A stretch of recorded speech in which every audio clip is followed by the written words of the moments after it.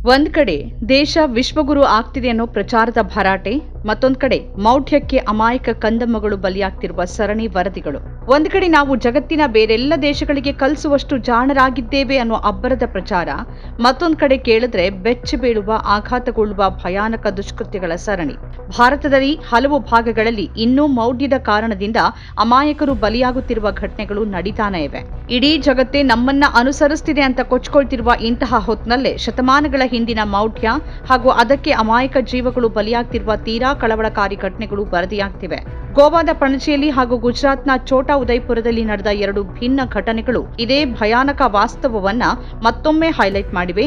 ಈ ಎರಡೂ ಪ್ರಕರಣಗಳಲ್ಲಿ 5 ವರ್ಷದ ಅಮಾಯಕ ಬಾಲಕಿಯರನ್ನ ಅತ್ಯಂತ ಕ್ರೂರವಾಗಿ ಬಲಿ ಕೊಡಲಾಗಿದೆ. ಗೋವಾದಲ್ಲಿ ಮಕ್ಕಳಿಲ್ಲದ ದಂಪತಿ ತಮ್ಮ ಜೀವನದ ಸಮಸ್ಯೆಗಳಿಗೆ ಪರಿಹಾರ ಹುಡುಕೋ ನಿಟ್ಟಿನಲ್ಲಿ ಮಂತ್ರವಾದಿಯೋರ್ವನ ಬಳಿ ಹೋಗಿ ಆತನ ಸಲಹೆಯಂತೆ ಪುಟ್ಟ ಬಾಲಕಿಯೊಬ್ಬಳನ್ನ ಬಲಿ ಕೊಟ್ಟಿದ್ದಾರೆ. ಈ ಪ್ರಕರಣದ ತನಿಖೆಯ ವೇಳೆ ಅವರ ಮನೆಯ ಆವರಣದಲ್ಲಿ ಬಾಲಕಿಯ ಶವ ಪತ್ತೆಯಾಗಿದೆ. ಇನ್ನು ಗುಜರಾತ್ನಲ್ಲಿ ಆರೋಪಿ ಲಾಲಾ ತಡ್ವಿ ಅನ್ನೋನು ಗ್ರಾಮಸ್ಥರ ಎದುರೇ ಪುಟ್ಟ ಬಾಲಕಿಯ ಕತ್ ಕೊಯ್ದು ಆಕೆಯ ರಕ್ತವನ್ನ ದೇವಾಲಯದ ಮೆಟ್ಟಿಲಿಗೆ ಅರ್ಪಣೆ ನೀಡಿರುವ ಬೆಚ್ಚಿ ಬೀಳಿಸುವ ಘಟನೆ ವರದಿಯಾಗಿದೆ. ಈ ಪ್ರಕರಣಗಳು ಕುರುಡು ನಂಬಿಕೆ ಮತ್ತು ಮಾಟ ಮಂತ್ರದ ಹೆಸರಿನಲ್ಲಿ ನಡೆಯುವ ಅಮಾನುಷತೆಯನ್ನ ಬಯಲು ಮಾಡಿವೆ. ಮಾನವ ಬಲಿಯಂತಹ ಪೈಶಾಚಿಕ ಕೃತ್ಯಗಳು ಈ 21ನೇ ಶತಮಾನದಲ್ಲೂ ನಮ್ಮ ನಡುವೆನೇ ನಡೀತಿವೆ ಅನ್ನೋದು ಅತ್ಯಂತ ಕಳವಳಕಾರಿ ಸಂಗತಿ.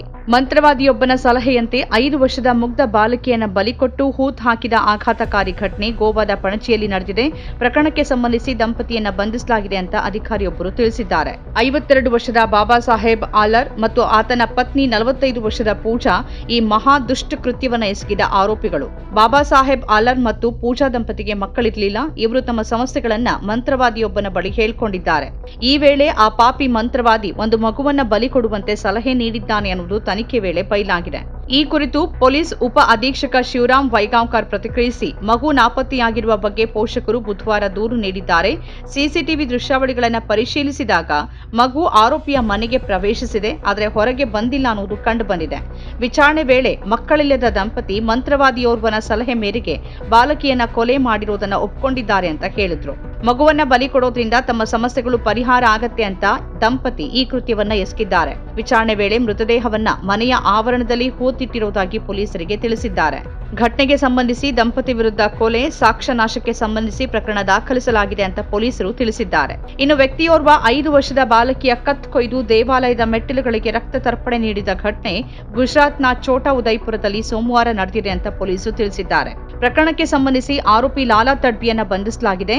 ಇದು ಮಾನವ ಬಲಿಯ ಪ್ರಕರಣವಾಗಿರುವ ಸಾಧ್ಯತೆ ಇದೆ ಅಂತ ಪೊಲೀಸರು ತಿಳಿಸಿದ್ದಾರೆ. ಆರೋಪಿ ಲಾಲಾ ತಡ್ವಿ ಬುಡಕಟ್ಟು ಪ್ರಾಬಲ್ಯದ ಜಿಲ್ಲೆಯಾದ ಪನೇಶ್ ಗ್ರಾಮದಿಂದ ಬಾಲಕಿಯನ್ನ ಆಕೆಯ ತಾಯಿಯ ಎದುರಿನಿಂದಲೇ ಬೆಳಗ್ಗೆ ಅಪಹರಿಸಿದ್ದಾನೆ.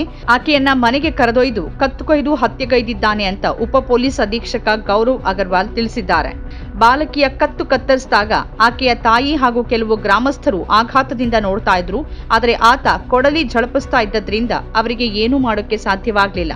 ಅನಂತರ ಆತ ಬಾಲಕಿಯ ಕುತ್ತಿಗೆಯಿಂದ ಚಿಮ್ಮಿದ ರಕ್ತವನ್ನ ಸಂಗ್ರಹಿಸಿದ್ದಾನೆ.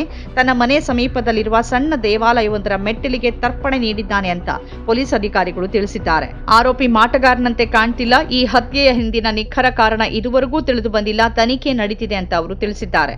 ಬಾಲಕಿಯ ಕುಟುಂಬ ನೀಡಿದ ದೂರಿನ ಆಧಾರದಲ್ಲಿ ಲಾಲಾ ತಡ್ವಿ ವಿರುದ್ಧ ಅಪಹರಣ ಹಾಗೂ ಹತ್ಯೆಗೆ ಸಂಬಂಧಿಸಿ ಭಾರತೀಯ ನ್ಯಾಯ ಸಂಹಿತೆಯ ಸೆಕ್ಷನ್ಗಳ ಅಡಿಯಲ್ಲಿ ಎಫ್ಐಆರ್ ದಾಖಲಿಸಲಾಗಿದೆ ಅಂತ ಅಗರ್ವಾಲ್ ತಿಳಿಸಿದ್ದಾರೆ.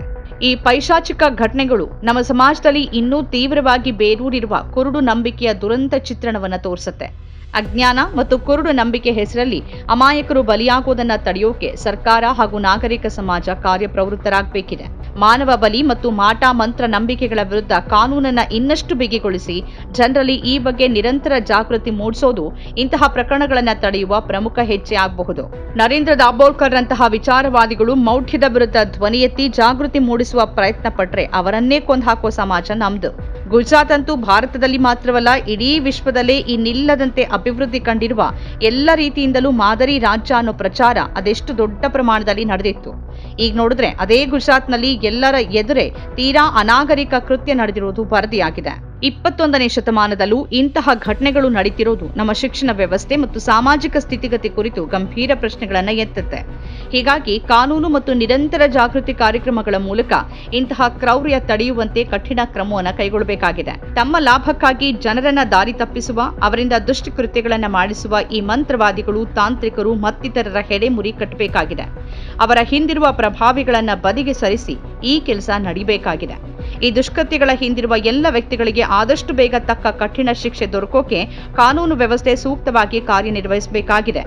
ಕುರುಡು ನಂಬಿಕೆಯ ವಿರುದ್ಧ ಜಾಗೃತಿ ಮೂಡಿಸೋಕೆ ಮಾಧ್ಯಮಗಳು ಮತ್ತು ಶಿಕ್ಷಣ ಸಂಸ್ಥೆಗಳು ನಿರಂತರವಾಗಿ ಕೆಲಸ ಮಾಡಬೇಕಿದೆ. ನಮ್ಮ ಕಾರ್ಯಕ್ರಮಗಳನ್ನ ನೀವು ನೋಡ್ತಾ ಇದ್ರೆ ನಮ್ಮ ಚಾನೆಲ್ ಅನ್ನ ಸಬ್ಸ್ಕ್ರೈಬ್ ಮಾಡಿ, ಪಕ್ಕದ ಬೆಲ್ ಐಕಾನ್ ಒತ್ತಿ ನಮ್ಮನ್ನ ಬೆಂಬಲಿಸಿ.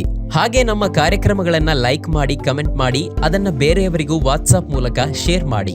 ನೀವು ಹೀಗೆ ಮಾಡಿದಾಗ ನಮ್ಮ ಚಾನೆಲ್ ಇನ್ನಷ್ಟು ಮತ್ತಷ್ಟು ಜನರಿಗೆ ತಲುಪಲು ನೀವು ನಮ್ಮೊಂದಿಗೆ ಸಹಕರಿಸಿದ ಹಾಗಾಗುತ್ತೆ. ಇದು ನೀವು ಯಾವುದೇ ಖರ್ಚಿಲ್ಲದೆ ಕೆಲವೇ ಸೆಕೆಂಡುಗಳಲ್ಲಿ ನೀಡಬಹುದಾದ ಸಹಕಾರ. ಧನ್ಯವಾದಗಳು.